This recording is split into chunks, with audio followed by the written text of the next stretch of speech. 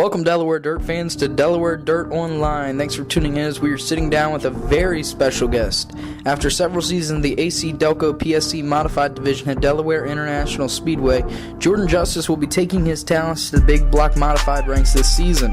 The 2016 Crate 602 Sportsman Del Mar track champion will be making a long-awaited transition, one that he expects to be a gradual change. A seasoned Delaware hot shoe, Justice is looking to continue his dominance in the first state, even if it will be in a division higher. We got the chance to sit down with Jordn and discuss the upcoming season. Check it out. We're sitting down with Jordn Justice, who's going to be making his transition to the big block modified division this season at both Delaware International Speedway and Georgetown. And Jordn, I know for you that this is something that's been sort of discussed over the past several seasons. You know, I mean, it was just a matter of when's the timing going to be right, and it seems like 2018 is going to be that season. So just talk a little bit about the adjustment to the big block modifieds and how the offseason's going in terms of getting ready. All right, yeah, well, we like you said, we've been kicking around the idea for the past couple of years and just trying to figure out when's the right time, and we finally sat down and figured out that I guess now would be the best time, because if we don't do it now, I guess we never will while resources are available. So, yeah, we went ahead and sold a blue crate car we've been running, and turned around and got a 2018 Vic now, and then got a small block Chevy. So, yeah, we're getting that stuff together now. Picked the motor up last week. So just working on getting the other stuff all put together for it so we can drop it in. Now, before we move any more into 2018, I want to take a look back, because obviously the track championship in 2016 for the Crate 602s at Delaware, and then, you know, of course, coming up a little bit short to Scott Hitchens last season. Just talk about 2017 as a whole, and I guess the last full-time season in the crate car. Yeah, 2017, it was kind of a up and down year. At the beginning of the year, the tracks, they both changed up, and Del Mar put that new clay on. And it kind of threw us for a loop, and we kept missing the setup, pretty big actually. And we didn't actually start coming around and finally hitting on a setup until around summer. Then the end of the year, I think it was August, we picked up the first win at Del Mar. Then we got two more at Georgetown following. So, I mean, it wasn't a bad year by any means, but we just started off a lot slower than we needed to. And we never really did get the full swing of things going with the points races. I think this was the first year we haven't won a points race during a regular season, but the big races kind of made up for it. So, I mean, it was a bittersweet, but it was a pretty good way to end out the running the crates full time. So, you know, a good season to end the sort of full-time crate career, but now that you moved to the big blocks, you know, I guess the million-dollar question is, have you done any testing? Have you ever driven these big blocks before? And if so, you know, what were the biggest, you know, differences between that and the crate car, and sort of what are your expectations for what those differences are going to be like, and how are you going to sort of adjust to that? Yeah, well, I probably have about 5 laps to be quite honest with you. Keith, which is my crew chief, he has it, and has a small block, and which Kevin Sockrader drives for him. I took 5 laps, or a couple of different little practice sessions during last year in the middle of the season when we were still kicking around whether to get a small block or jump straight in with a big block.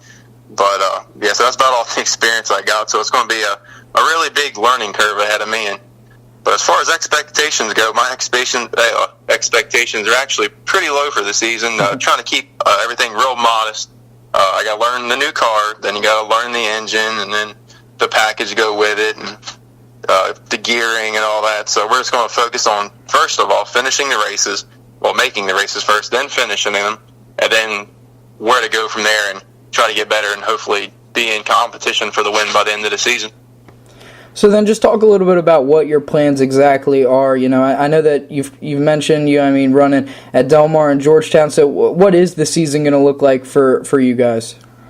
Yeah, we're going to kick off the season, first off, hitting every practice that we can locally, trying to get all the seat time that I can. And but our first actual race, we're going to run the small block at Georgetown that first weekend, in the small block only race on that one weekend. And then after that, I think we're going to hit the crate car with one of the next coming up shows after that. I'm not really sure. And I guess that'll kind of just go on how the small block runs, and if she finishes, gets tore up or whatever else, whether we'll run the big block race with that car or not. But then after that, we're going to roll over into Del Mar, and we're going to plan on running the small block there for points, and running the crate car sporadically in between at some special shows and stuff, depending on how everything's going. but it's just kind of floating and going along as we can for right now. So I guess another a good question here would be, what's the number going to look like? Is it still going to be your key mark 94, or what's that going to look like? Yep. We still got the same sponsors and everything coming back on, and we're still running the same old 94, and actually we're going back to the same original paint scheme that we had on the white car, just stick on this one too, so it's going to look pretty much identical. I figured it served us well this long, and those blue cars always seem to get in the middle of trouble. so yeah, we strayed away from that, and we're going back to what's worked with us. Well, you've mentioned some special shows as well with the crate car. Obviously you haven't sold that car, gotten rid of that, or anything like that. So what is it going to look like, sort of in terms of balancing the schedule between those? What are some of the special shows that you're looking at for the crate car? No, we've been kicking around the idea of running the Brett Dale. He's putting together there's a series for the South Series for the 602, so we planned on running that. Because I think 2 of the races are down here at Georgetown, 3 or something, whatever it is, and then there's only 1 race that's away, and that's over there at Bridgeport. So we talked about running that, and I think Delmar this year is having like an inaugural crate race, and there's no big blocks that night, so we're not going to miss any points. So we plan on showing up with it there, and other than that, we're kind of just going to wing it. Right. So, you kick around the Brett Dale idea and potentially running that series that he has set up for the crate cars, and, that's an interesting thing because, you've really been known as a guy that runs strongly at Delmar and Georgetown. What's it going to look like for you maybe traveling to some of those away races, like you mentioned Bridgeport and stuff, and, just running at those tracks and, just traveling around a little bit? We're probably not going to do a whole lot of traveling other than Bridgeport, and that's just because it's in with that series. And if we do any traveling, it'll be with a crate car, because we're going to try to keep the amount of races that we have on the engine, because we only have the one for the time being, so we're not going to try to overload it too much, and that's also the reason I'm not hitting all the bigger races with the small block and stuff. And plus just trying to get some more experience and build up some more confidence before we jump right in running against CVD and Friesen and all those guys that have lots of it more experience than I have. So I know when we've talked in seasons previous, the ultimate goal was to get to the big blocks, and now you've came to that. So, I know you don't want to look too far in the future, but, if this thing does happen to go in the right direction, obviously you've got to be thinking in the back of your mind, what the future could look like for you guys. Right now I'm just trying to focus on the task at hand and just getting the swing into it, and hopefully we make a smooth transition. And you never know how things can work out. And so right now I'm just looking short term, just trying to see how we can do it and make sure we can stay competitive. That's the first thing, because racing ain't no fun if you're not competitive. But so that's what we're looking at for the time being. Well, I know that we've mentioned him a couple times in this little session, but Brett Dale has definitely been a huge facet in helping a lot of areas of Delaware dirt racing, especially at Georgetown Speedway, and with all he's done with the series and stuff like that.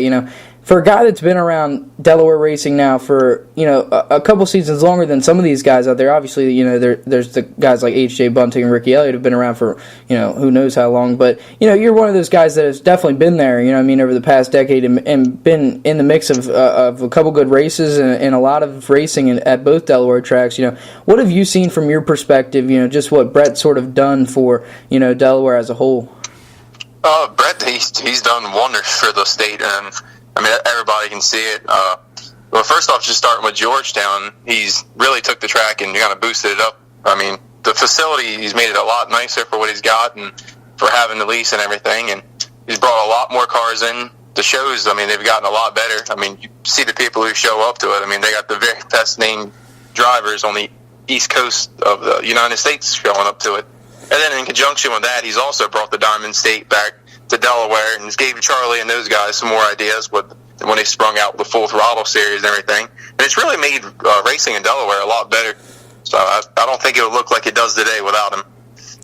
With what, it's sometimes overshadowed, with just looking at the track and just looking at the guys running. But, racing by any means is no easy task. It's no easy sport at all. There's a lot of money, there's a lot of hours that go into this. And, how much more rewarding is it now, that we've seen over this past few seasons, guys like Brett Dale come in where larger crowds are coming out, where you have that Full Throttle series at Delaware now, where his series is coming down. It's just getting a lot more attention. Talk from a driver standpoint about how rewarding that is. Yeah, I mean, it's pretty cool. I mean, well, when you're in a car, you can't really see out real well and who all's out there, but you can certainly see the difference. And I know the first year I was racing, and then till now, how many more people are in the stands, and it makes it that much more fun, I guess you'd say, to entertain and try to put on a good show for the fans. Well, Jordn, I know that this is a big season for you, and it's definitely going to be a learning curve, and we certainly wish you the best. And I know that there's a lot of people that have gone into your racing program over the years, and probably more so now as you take your next step in this journey. And of course, want to give you a chance to mention all those great people, all the sponsors and supporters. So here's your time. Yeah, L&J Sheet Metal is still my main sponsor, as always has been. My grandfather. I mean, he was the one that took the leap and threw me in the car originally, and he's the one that's moving me up now too. And Dave Smith Exterminating and Hastings Butcher Shop are coming back on board again this year, so that's always a great big hand to us. And then as far as putting the car together and learning my stuff with us, I can't thank Keith Colburn and Kevin Sockrider enough. I mean, because I just like getting back into the crates when we first started, didn't really know much of anything. And same thing with this. There's more parts and more stuff than you can shake a stick at, and it's rather overwhelming. But I definitely couldn't do